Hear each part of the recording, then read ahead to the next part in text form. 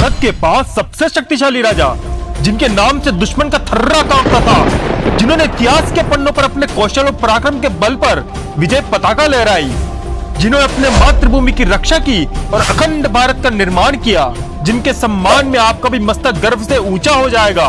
वैसे तो भारत में अनेकों महान सम्राट हुए हैं, जिनकी तुलना किसी से नहीं की जा सकती।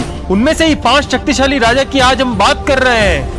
सम्राट चंद्रगुप्त मौर्य। मौर्य वंश के संस्थापक सम्राट चंद्रगुप्त मौर्य को भारत के पहले और पराक्रमी सम्राट के रूप में जाना जाता है। आचार्य चाणक्य जैसे महान रणनीतिकार को गुरु के रूप में पाने के बाद उन्होंने अपना अभियान शुरू किया और मात्र 20 वर्ष की कम उम्र में ही युद्ध जीतने शुरू कर दिए थे। बालक के रूप में सम्राट चंद्रगुप्त मौर्य को आचार्य चाणक्य ने तक्षशिला में देखा था। उन्हें बालक चंद्रगुप्त की प्रतिभा का ज्ञान हो गया और उन्होंने सम्राट चंद्रगुप्त को उत्तम शिक्षा दी। बड़े होने के बाद सम्राट चंद्रगुप्त ने धनानंद को हराकर नंद वंश का नाश करके अपना राज्य शुरू किया। उन्होंने मगध पर भी कब्जा कर लिया और पश्चिम से ईरान तक अपना राज्य बढ़ा लिया। उस समय अलेक्जेंडर का सेनापति सेलुकस वहां राज्य करता था। सम्राट चंद्रगुप्त मौर्य ने उसे युद्ध में हराकर बहुत सा राज्य वापस ले लिया। सम्राट अशोक महान एक ऐसे शासक थे जिनका राज्य अफगानिस्तान से लेकर बर्मा तक और कश्मीर से लेकर तमिलनाडु तक फैला हुआ था। उनकी राजधानी पाटलिपुत्र थी। सम्राट अशोक को भारत के इतिहास में सबसे शक्तिशाली राजा माना जाता है। सम्राट अशोक मौर्य वंश के तीसरे शासक थे। सम्राट अशोक अपने शुरुआती दिनों में बहुत ही कठोर और खूंखार शासक थे, इसीलिए उन्हें चंड अशोक कहा जाता था। लेकिन कलिंग युद्ध में लाखों लोगों की मृत्यु को देखकर उनका हृदय परिवर्तन हो गया और उन्होंने विस्तार का अपना अभियान छोड़ दिया। बौद्ध धर्म को विदेशों में फैलाने में सम्राट अशोक ने बहुत योगदान दिया। भारत का राष्ट्रीय प्रतीक और झंडे का चक्र अशोक स्तंभ से लिया गया है।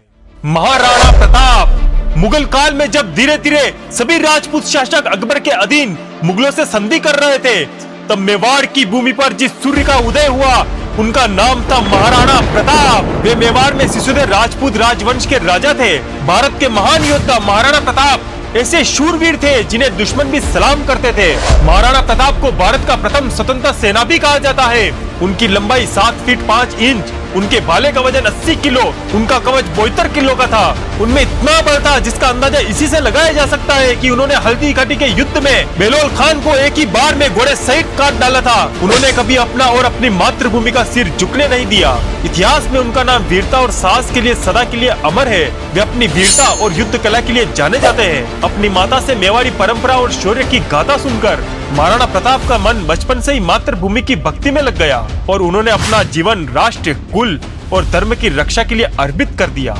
छत्रपति शिवाजी महाराज। शिवाजी महाराज मराठा शासन के बहुत ही लोकप्रिय और सफल शासक हुए। उन्होंने बहुत ही कम उम्र में गोरिल्ला और छापामार युद्ध नीति में महारत हासिल कर ली थी। छोटी उम्र से ही उनमें देशभक्ति की असीम भावना थी और वे कुशल नेता, सफल राजनीतिक और चतुर रणनीतिकार थे। अपने समय में उनके पास 1 लाख से भी ज्यादा सैनिक मौजूद थे। उनमें महाराणा प्रताप जैसा अपार बल और चाणक्य जैसा चतुर दिमाग था। शिवाजी महाराज के पास भवानी तलवार थी जो उनके कुल देवी माता जी ने दी थी, जिससे उन्होंने कई दुश्मनों के सिर धड़ से अलग कर दिए। शिवाजी महाराज को हिंदुओं का नायक भी माना जाता है। सम्राट पृथ्वीराज चौहान। भारत के अंतिम हिंदू सम्राट पृथ्वीराज चौहान चौहान वंश के हिंदू क्षत्रिय राजा थे। उत्तर भारत में 12वीं सदी में उन्होंने अजमेर और दिल्ली पर राज किया था। सम्राट पृथ्वीराज चौहान की तरह उनकी सेना भी बलवान थी।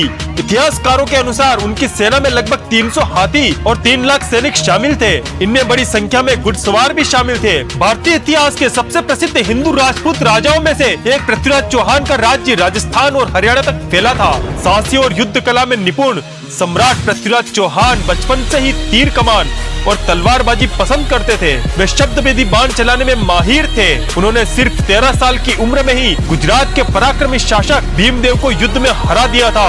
सम्राट ने अनेकों युद्ध किए और उनमें विजय हासिल की। सन 1191 में मोहम्मद गोरी ने पृथ्वीराज चौहान को कई बार हराना चाहा, लेकिन उनको सफलता नहीं मिली। सम्राट पृथ्वीराज चौहान ने मोहम्मद गोरी को युद्ध में 17 बार हराया। इसके अलावा वह इतने दरियादिली थे कि मोहम्मद गोरी को कई बार माफ कर दिया और छोड़ दिया। 18वीं बार मोहम्मद गोरी ने जयचंद की मदद ली और युद्ध में सम्राट पृथ्वीराज चौहान को धोखे से हराया। इसके बावजूद भी सम्राट ने अपने दुश्मन मोहम्मद गोरी को शब्दभेदी बाण से मार डाला, जिससे सम्राट पृथ्वीराज चौहान का नाम इतिहास के पन्नों पर स्वर्णिम अक्षरों में लिखा गया है। दोस्तों, वैसे आपके यहाँ किस महान राजा ने राज किया और आप किस जगह से हैं? आप हमें कमेंट बॉक्स में जरूर बताएं और वीडियो को लाइक और चैनल को सब्सक्राइब करना मत भूलना। हम आपके लिए ऐसे ही महान इतिहास के वीडियो लाते रहेंगे।